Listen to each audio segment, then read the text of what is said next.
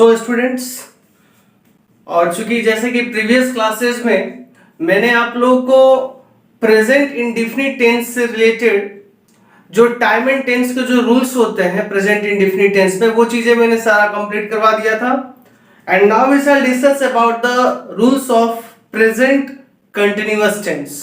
Okay, तो जैसे कि देखिए प्रेजेंट कंटिन्यूअस टेंस चूंकि आपको बेसिक नॉलेज इसका मैंने ऑलरेडी बता दिया है, मेरे प्रीवियस वीडियोस में भी इसके बेसिक रूल्स के बारे में मैंने बता रखा है, तो आप वहां पर भी जाकर आप वीडियो को सर्च करके देख सकते हैं।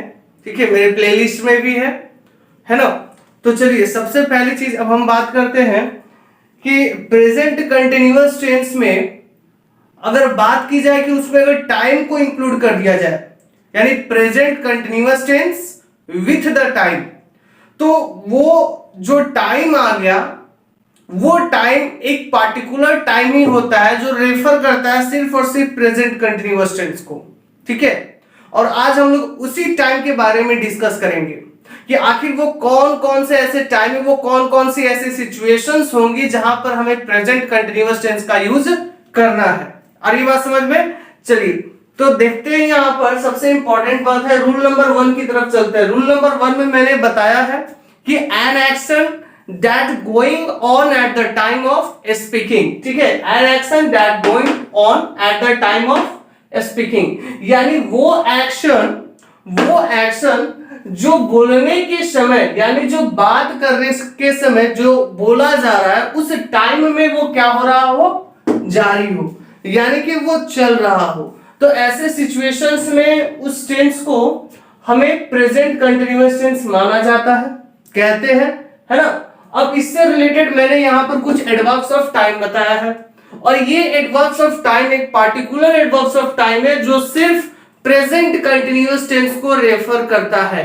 ठीक है, दैट मींस कि अगर ये जो आप एडवर्ब्स ऑफ टाइम देख रहे हो like now, at this time, at the present, this morning, this evening, currently, etcetera, ठीक है, ये जो भी है, अगर इनमें से किसी भी अगर एक टाइम का यूज किसी सेंटेंस में हो जाता है तो वो सेंटेंस प्रेजेंट कंटिन्यूअस टेंस में बनेगा।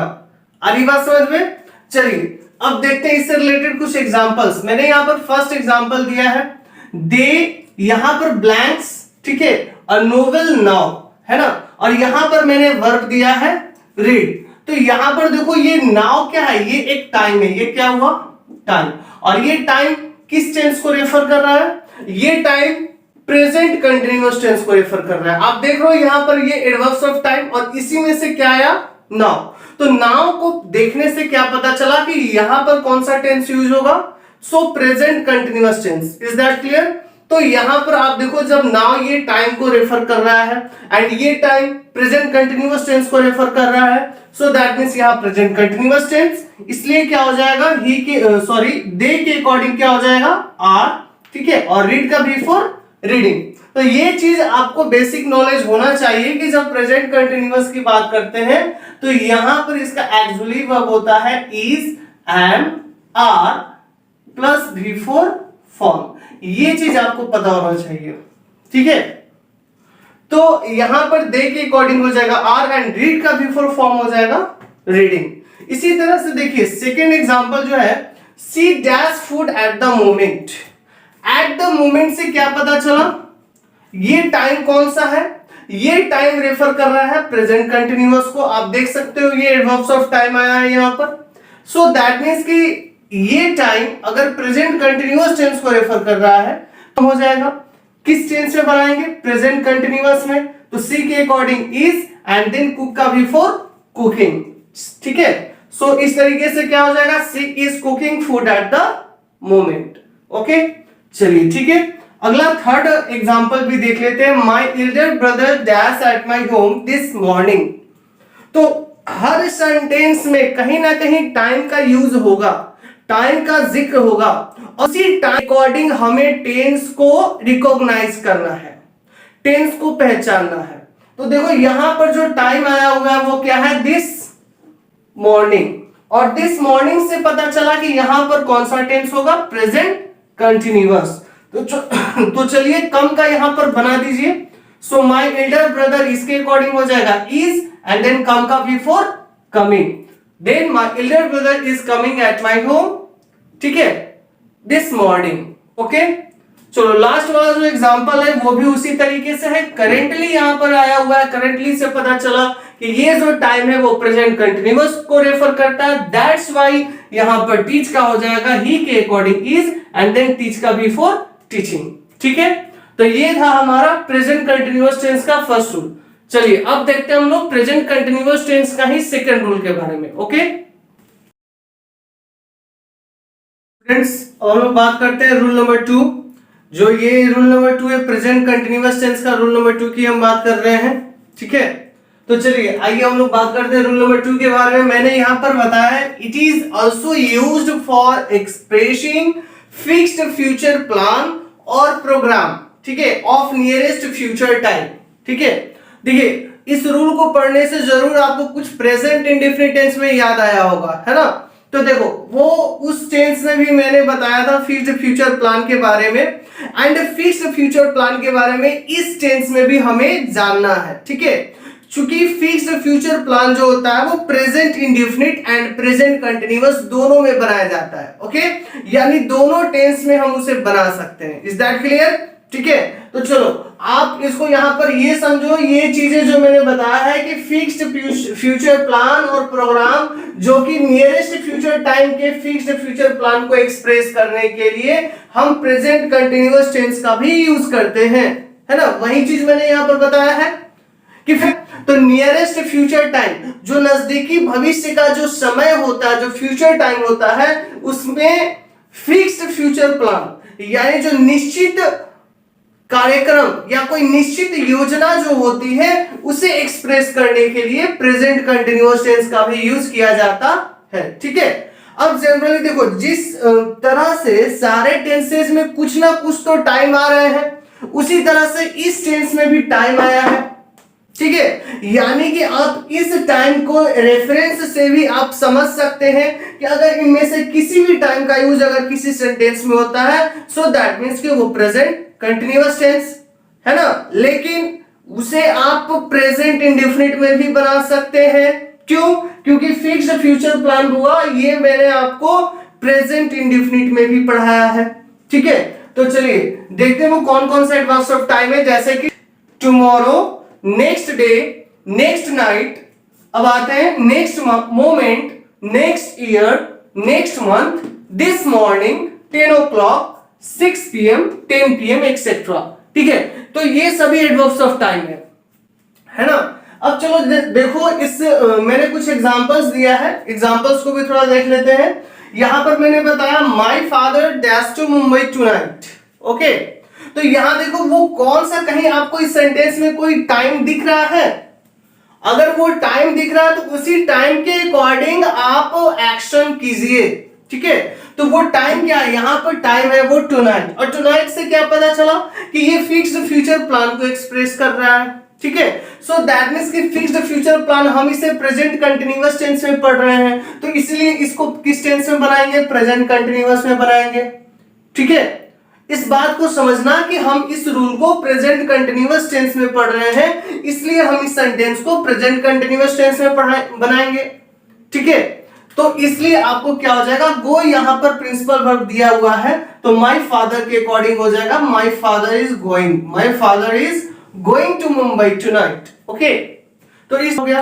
अब मान लीजिए कि आपको कोई मिसलेनियस क्वेश्चन आ गया, तो मिसलेनियस क्वेश्चन आ गया तो आप वहां पर कौन सा टेंस लगाओगे? अगर फिक्स्ड फ्यूचर प्रोग्राम का प्लान का आ गया तो वहां पर फिर आपको लगाना होगा प्रेजेंट इंडेफिनिट टेंस, ठीक है। ये हम प्रेजेंट कंटिन्यूअस टेंस में पढ़ रहे हैं, है ना, तो इसे हम प्रेजेंट कंटिन्यूअस में बना दिए। लेकिन आपको वहां पर समझना होगा कि सेंटेंस, जब इसका सारा एग्जाम्पल करवाऊंगा मिसलेनियस में, जब इस पर एग्जाम्पल बताऊंगा तो वहां पर एग्जाम्पल्स में क्लियर करवाऊंगा, ठीक है। और जो भी डाउट्स होगा, जो भी कंफ्यूजन है, आप लोग मेरे कमेंट बॉक्स में कमेंट कीजिए। कहीं से भी कोई डाउट होता है, कोई कंफ्यूजन होता है, आप बिल्कुल निश्चिंत होकर आप अपने डाउट्स क्लियर कीजिए, कमेंट में अपने डाउट्स पूछिए, ओके। चलिए और उस पर भी मेरी वीडियोस बनते रहेंगे, ठीक है। जो भी आपके कमेंट्स होंगे, जो भी आपके डाउट्स होंगे, तो उस पर भी वीडियोस बनते रहेंगे, ओके। तो ये फर्स्ट हो गया हुआ। सेकंड एग्जांपल देखिए, सेकंड एग्जांपल है your friend dash in my party next day. क्या आपको इस सेंटेंस में कहीं टाइम दिख रहा है? आप बोलोगे बिल्कुल हाँ, ये क्या है आपका time, next day. Next day से क्या पता चला? फिक्स्ड फ्यूचर प्लान और program of nearest future time. तो अगर ऐसा एक्सप्रेशन है तो कौन सा tense? Present continuous. So that's why यहां पर अटेंड का क्या हो जाएगा? योर फ्रेंड इज अटेंडिंग, ठीक है। चलिए, ये इस तरीके से हो गया। अब हम बात करते हैं थर्ड एग्जांपल्स की। तो थर्ड एग्जांपल में भी टाइम है। टाइम क्या आया है? Next month. इससे भी पता चला फिक्स्ड फ्यूचर प्लान के बारे में। सो दैट्स व्हाई यहां पर रीओपन का क्या हो जाएगा? His school is reopening, his school is reopening next month, okay.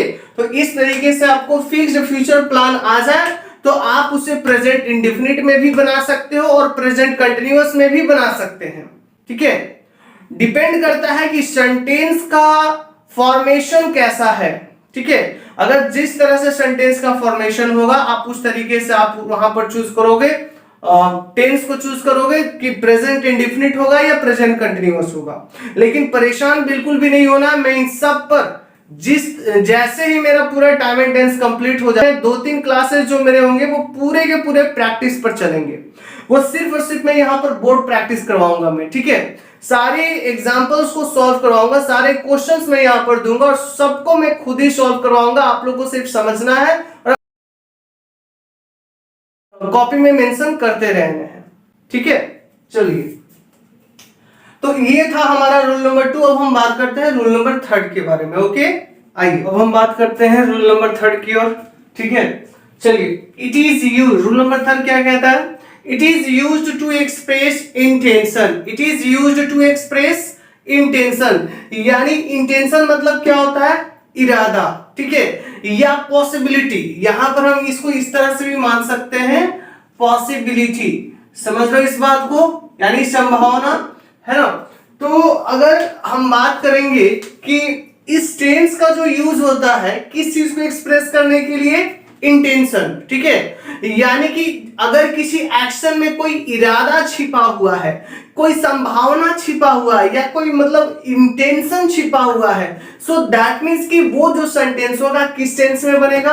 Present continuous tense. और ये बात समझ में? तो जैसे कि आप ये 2 एग्जांपल देख रहे हो। फर्स्ट में मैंने बताया है I dash see my friend और यहां पर गो है, ठीक है। और इस चीज की इंटेंशन की सबसे बड़ी इंपॉर्टेंट थिंग मैं बता दे रहा हूं कि ऐसे में जो इस तरह के जो एग्जांपल्स होते हैं वो ज्यादातर उसका प्रिंसिपल वर्ब जो होता है वो सिर्फ क्या होता है? गो। क्या होता है? गो। जैसे यानी गोइंग टू, यानी सिंपल सी बात करेंगे तो यहां पर आपको क्या जिक्र यहां पर मिलेगा कि गोइंग टू, है ना, गोइंग टू। अगर आपको कहीं भी इस तरह का स्ट्रक्चर अगर दिखता है going two plus V1, so that means कि आप देख रहे हो ये प्रेजेंट कंटिन्यूअस में। तो चलिए हम लोग अब बात करते हैं सेकेंड एग्जांपल के बारे में, ठीक है। ये जो सेकेंड एग्जांपल है, आप जो देख रहे हो सेकेंड एग्जांपल, यहां पर भी ही और ये रहा आपका ये ब्लैंक्स, इसके बाद दिया हुआ है टू डाई और यहां प्रिंसिपल वर्ब क्या है? गो। तो यहां पर आपको ये समझना है कि ये जो गो के साथ जो इंफिनिटिव आया हुआ है, आप ध्यान रखोगे ये जो 2 + V1 मैंने बताया ये क्या है? ये इंफिनिटिव है, ठीक है। और इंफिनिटिव का जिक्र मैंने पहले भी किया था। तो यहां पर गो के साथ इंफिनिटिव आया यानी कि इंटेंशन का एक्सप्रेशन हो रहा है, किसी न किसी प्रकार के इरादे की संभावना, इरादे या संभावने की बात की जा रही है, ठीक है। तो इस तरह से यहां पर ये जो गो है वो किस टेंस में बनेगा? Present continuous tense. और ये बात समझ में? इसलिए यहां पर क्या हो जाएगा? He is going, he is going to die, यानी उसके जाने का इंटेंशन क्या है? उसके जाने का पर्पस क्या है? मरना, ठीक है। तो यहां पर क्या हो जाएगा? He is going to die. इस तरह से ये दोनों प्रेजेंट कंटिन्यूअस टेंस में बन जाएगा, ठीक है। और अब चलिए अब हम लोग देखते हैं रूल नंबर 4, ठीक है।